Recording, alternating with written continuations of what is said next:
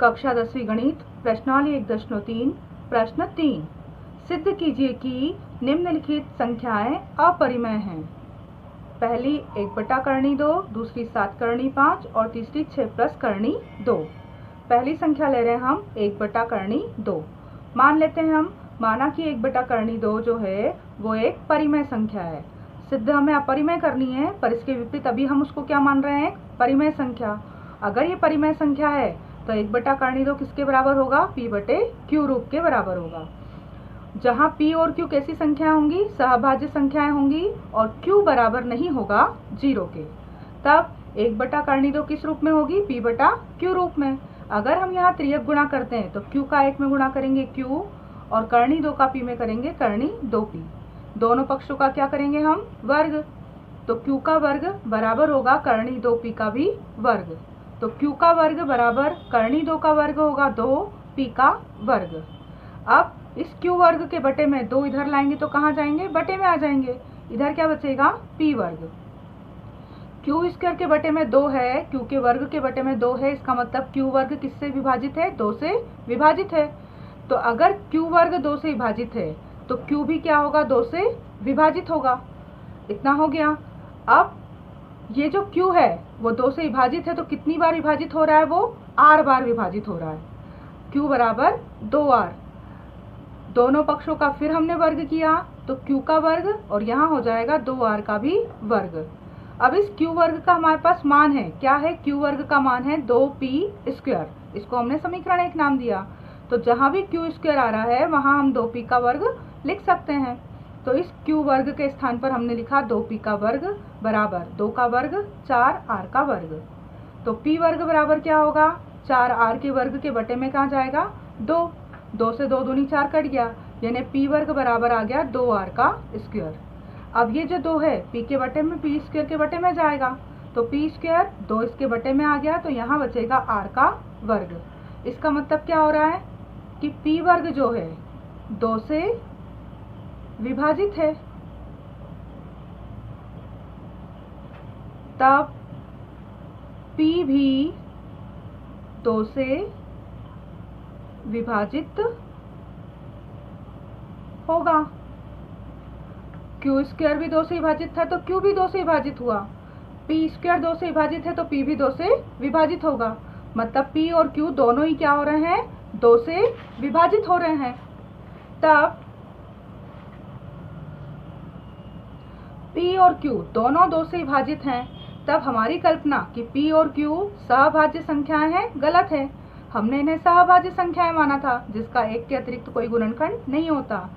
तो यह संकेत करता है कि 1/2 एक परिमेय संख्या ना होकर अपरिमेय संख्या है, क्योंकि हमारी कल्पना जो थी p और q सहभाज्य संख्याएं, गलत हो गई।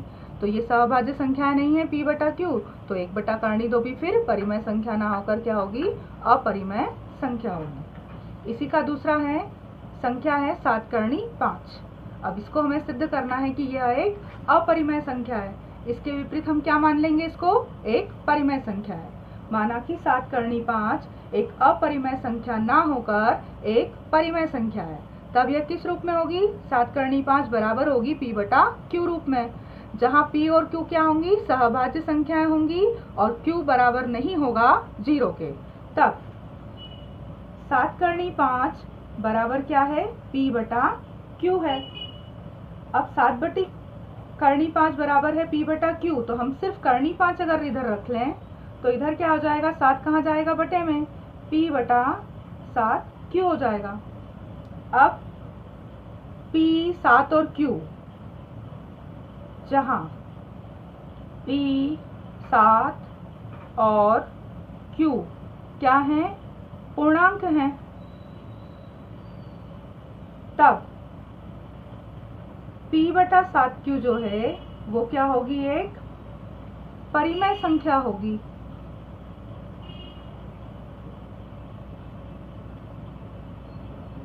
अब p/7q अगर एक परिमेय संख्या है तो कर्णी 5 भी क्या होगी, एक परिमेय संख्या होगी। तब कर्णी 5 भी एक परिमेय संख्या होगी। जबकि हमें ज्ञात है कि करनी 5 एक अपरिमेय संख्या है। तब 7 करनी 5 भी एक अपरिमेय संख्या होगी। तीसरी संख्या है 6 प्लस करनी 2। मानते हैं हम 6 प्लस करनी 2 एक परिमेय संख्या है। तब 6 प्लस करनी 2 बराबर किसके होगा? p बटा q रूप के, जहाँ p और q सहभाज्य संख्याएं हैं और q बराबर नहीं है 0 के। तब 6 प्लस करनी 2 किसके बराबर है? p बटा q रूप के। अब करनी 2 बराबर होगा p बटा q और प्लस 6 हो जाएगा -6। इसको अगर हम हल करें तो 6 के बटे में कुछ नहीं 1, लघुत्तम लेंगे q और 1 का तो q से q कटेगा तो ऊपर बचेगा p, और यहाँ 1 के पाड़े में q नहीं आएगा तो q का ऊपर 6 में गुणा होगा 6q। मतलब जब हर अलग अलग हो तो p का गुणा इधर माइनस q का गुणा 6 में और बटे में q एकम q। करनी 2 बराबर आ गया p माइनस 6q बटा q। अब p, q और 6 ये सभी क्या हैं? पूर्णांक हैं। अब पूर्णांक हैं ये सारे, तो ये p माइनस 6q बटा q एक परिमेय संख्या होगी। अब ये परिमेय संख्या होगी तो ये किसके बराबर है? करनी 2 के। तो करनी 2 भी क्या होगी? एक परिमेय संख्या होगी। परंतु करनी 2 क्या है? एक अपरिमेय संख्या है, ये हमें ज्ञात है। अतः हमारी कल्पना कि 6 प्लस करनी 2 एक परिमेय संख्या है गलत होगी। तब 6 प्लस करनी 2 भी क्या होगी? एक अपरिमेय संख्या होगी।